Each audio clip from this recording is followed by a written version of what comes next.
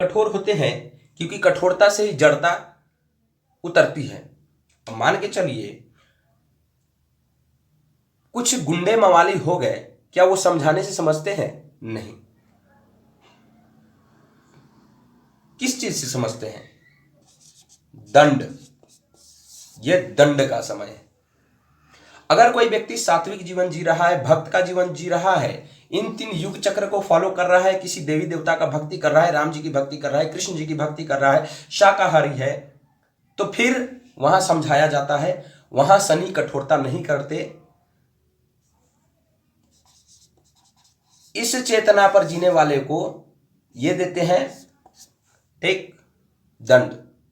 शनि का एक ही स्वरूप है जो इन तीनों जो है पहले से जो चले आ रहे हैं, धर्म का विधान या चेतना का स्तर या जो है एक आध्यात्मिक प्रक्रिया, भक्ति हो, मंत्र जाप हो, साधना हो, जो ये करते हैं शनि उन पर मेहरबान होते हैं।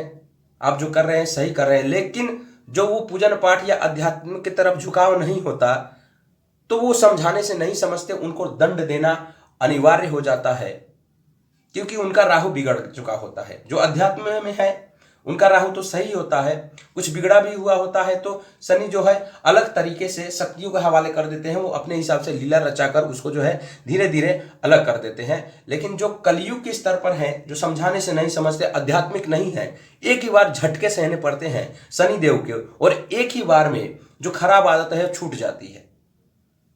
इसमें जो है धीरे धीरे भावुक व्यक्ति होते हैं। अगर हम बोले तो कलयुग में व्यक्ति भावुक नहीं होते, लेकिन सतयुग, त्रेता युग या द्वापर युग में व्यक्ति भावुक थे, अर्थात व्यक्ति के पास भावनाएं थी, और जिसके पास भावनाएं होंगे वो भक्ति अवश्य करेंगे।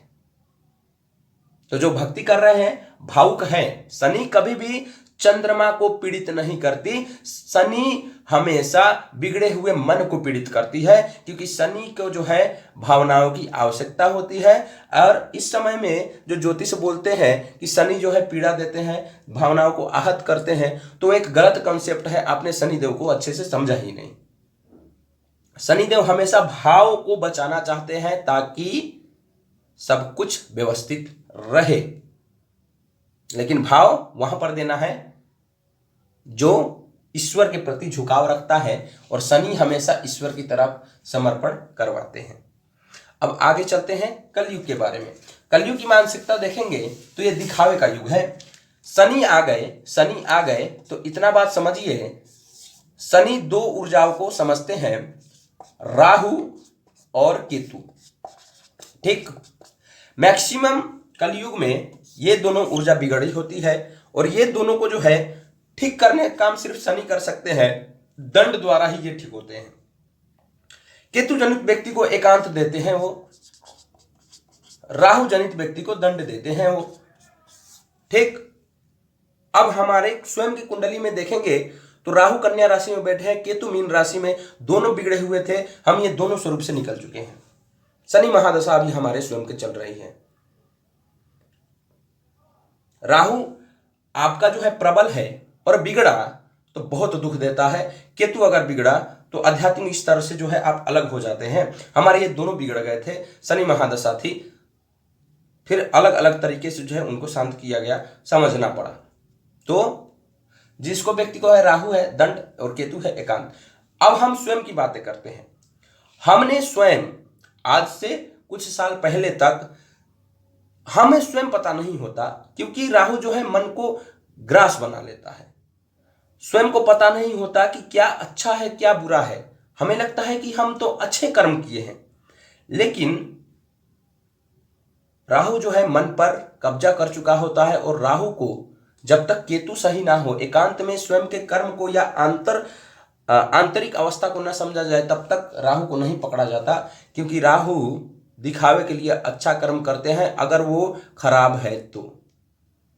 भ्रम, जितने भी आप देखते हैं मैं अच्छा हूं, ये हूं, वो हूं, तो उसमें जो है राहु का प्रभाव होता है।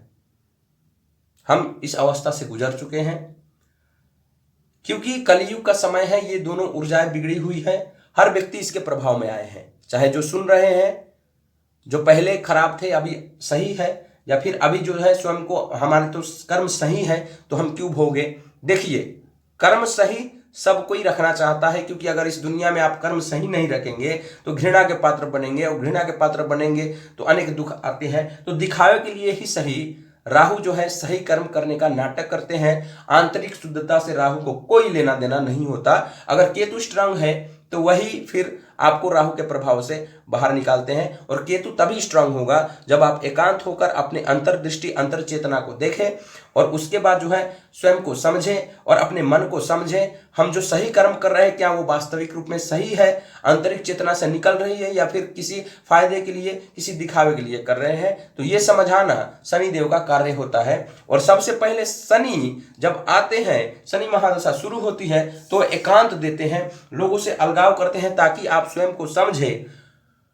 और फिर व्यक्ति को जो लगता है कि शनि जो है आकर अब हमें जो है दुख देना शुरू कर दिए।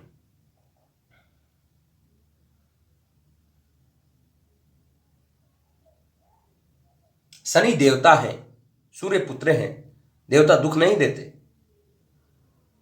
हाँ, हमने भी दोष लगाया, हमने भी जो है शनि को जो है खराब माना, क्योंकि हमने यूट्यूब से या किसी कहीं से भी ज्योतिष को देखा तो एक अलग तरीके से जो है उनकी एक अवधारणा या दृष्टिकोण बना देती थी।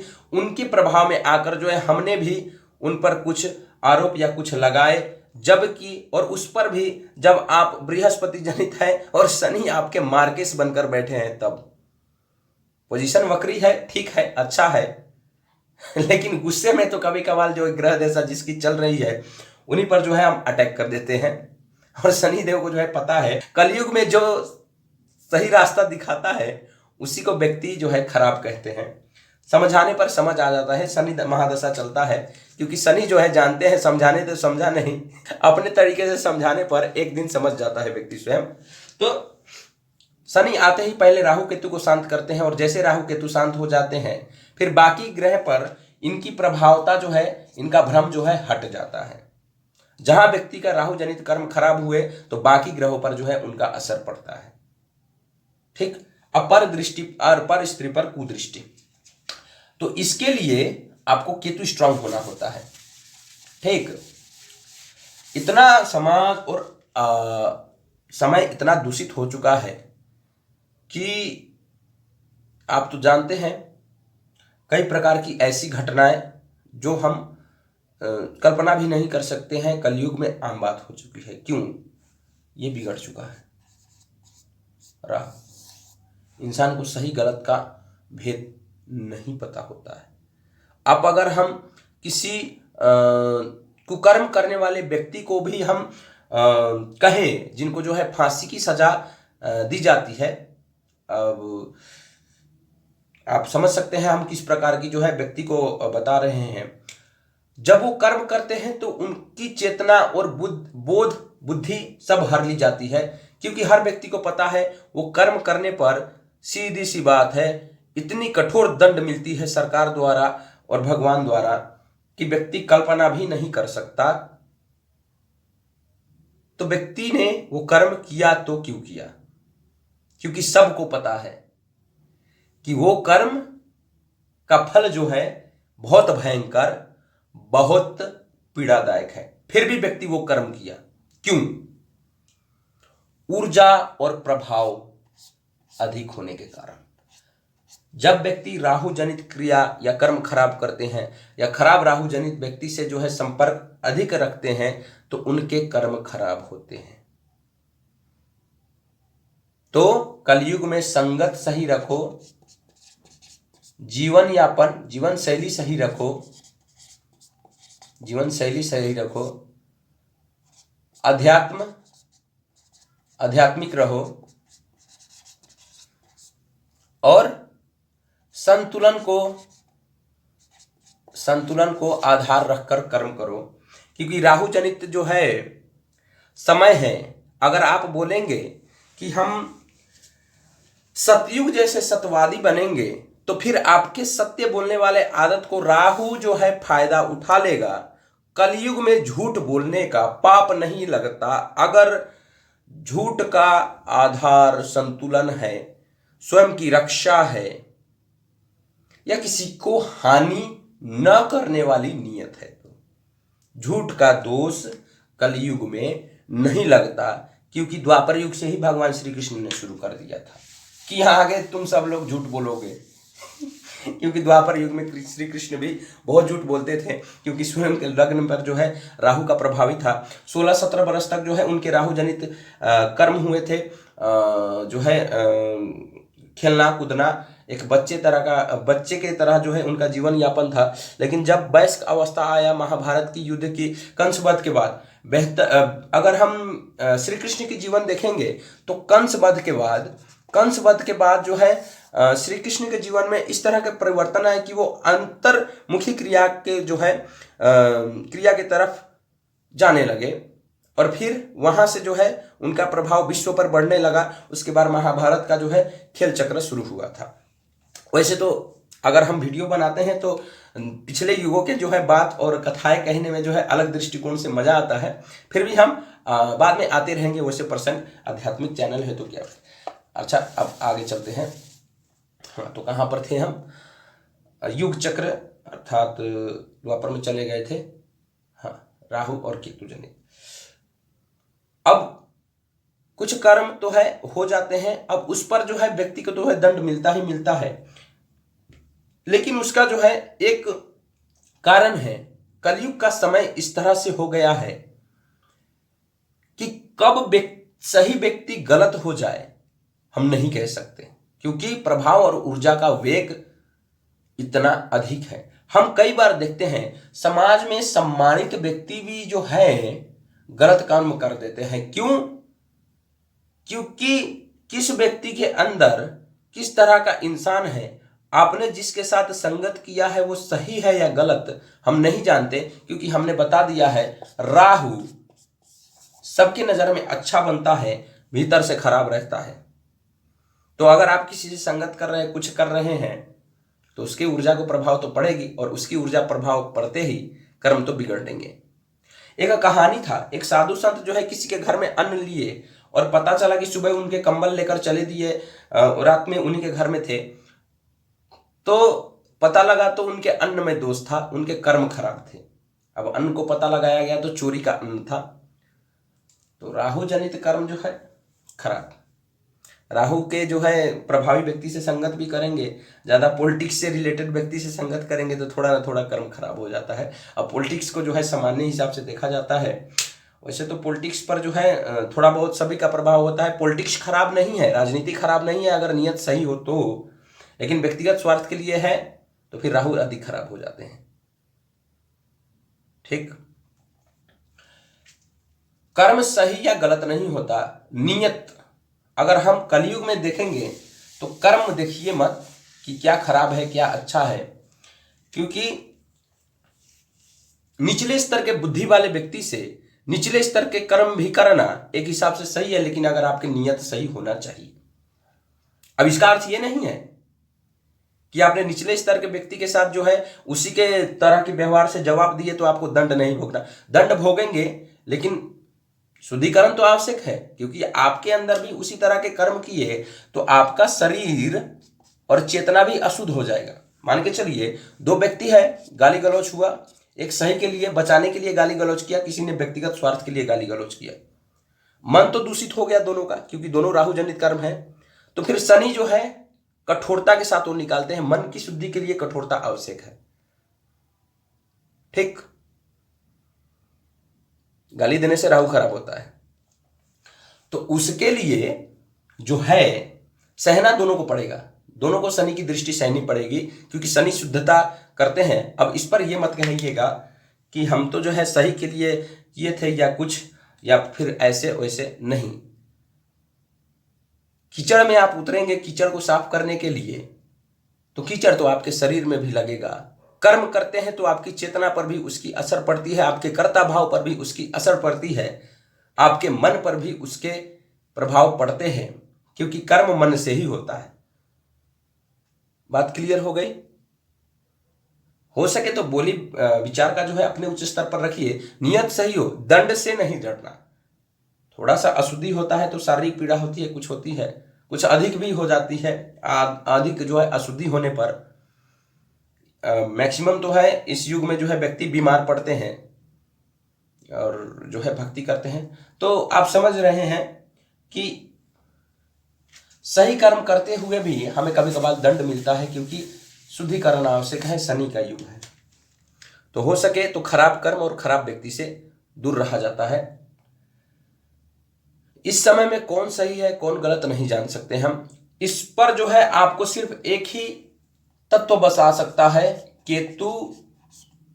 केतु जो व्यक्ति आध्यात्मिक है उनको जो है केतु उनका स्ट्रॉन्ग किया जाता है, और केतु जो है राहु को और बैड वाइब्रेशन को भांप लेते हैं। कलयुग का एक ही विधान है, अगर आपको सही तरीके से रहना है तो आपको आध्यात्मिक बनना आवश्यक है, और जैसे आध्यात्मिक बनेंगे केतु स्ट्रांग होंगे, केतु स्ट्रांग होते ही राहु को पकड़ लेंगे, क्योंकि केतु ही राहु को संभाल सकते हैं।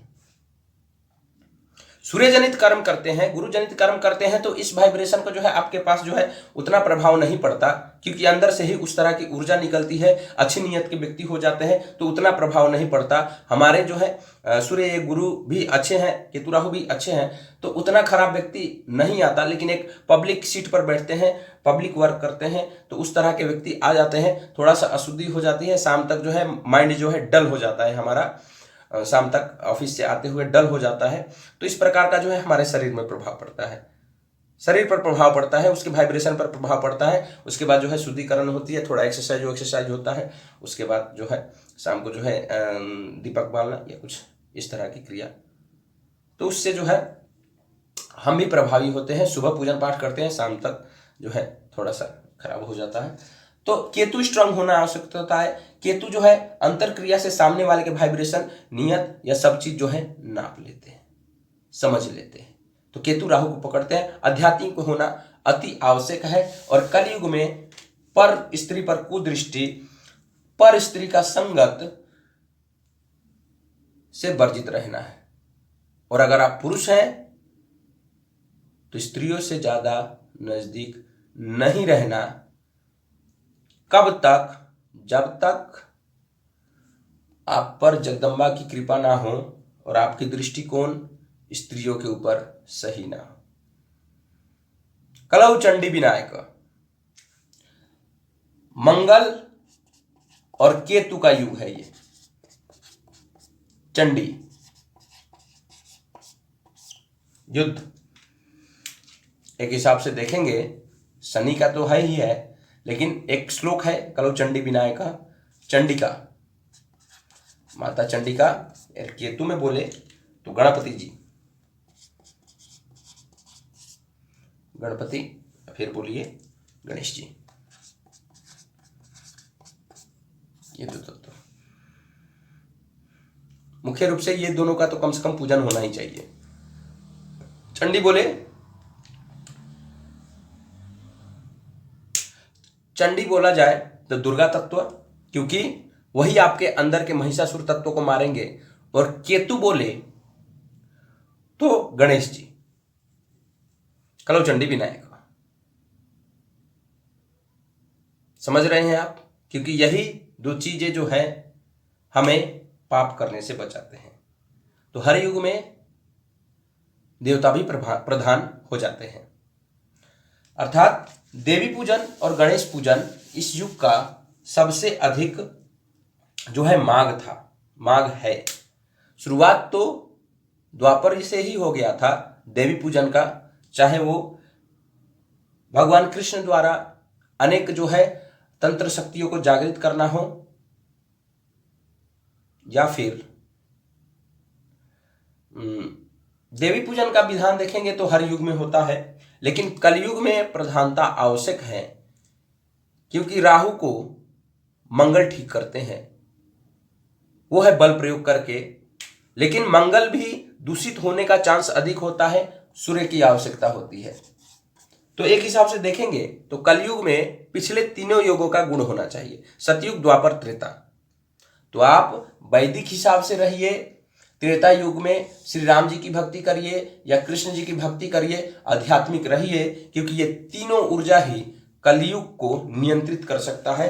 कलयुग को तो उतना नहीं हराया जा सकता। इन तीनों के कर्म के आधार पर जो है हम शनि देव के कृपा दृष्टि के पात्र रहेंगे, और कलयुग में जब शनि देव की कृपा दृष्टि हो गई तो सीधी सी बात है, सुरक्षा आपकी हो जाएगी राहु और केतु के बिगड़े हुए ऊर्जा के साथ।